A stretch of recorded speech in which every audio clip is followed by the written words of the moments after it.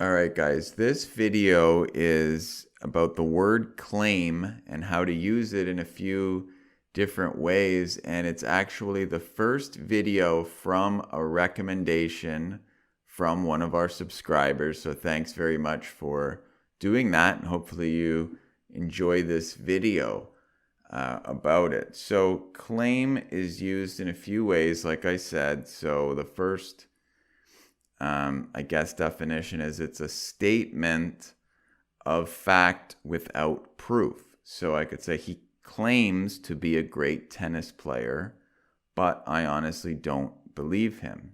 Maybe he's overweight or doesn't seem to be very athletic or whatever. But the point is, he's saying he is great. He's claiming that. So you make a statement but doesn't have any proof.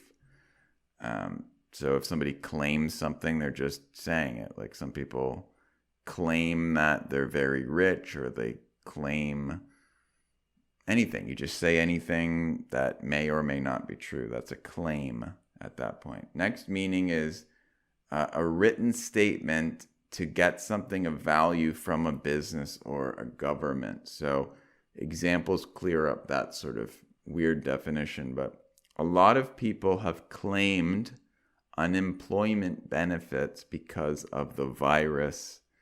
So unemployment benefits are like, in some countries you get money if you're not working anymore, kind of like from the government. They give you money while you're not working for at least a few months so that you can live basically until you get another job. But if you claim the unemployment benefits, it just means you kind of go and get them. I could say she won $1 million in the lottery, but finally claimed her ticket last week. So if you have a lottery ticket and you win, you get the right numbers, then if you go and claim the ticket, it means you go and actually cash it in, or you go get the prize. Okay, another example is I found a wallet with $1,000 in it. That would be pretty good. I told the police about it, and if nobody comes to claim it within 60 days, then I'm going to keep it. So you find a wallet. If nobody claims it, meaning nobody comes and gets it and says, this is mine, then you get to keep it. So they just go and get it.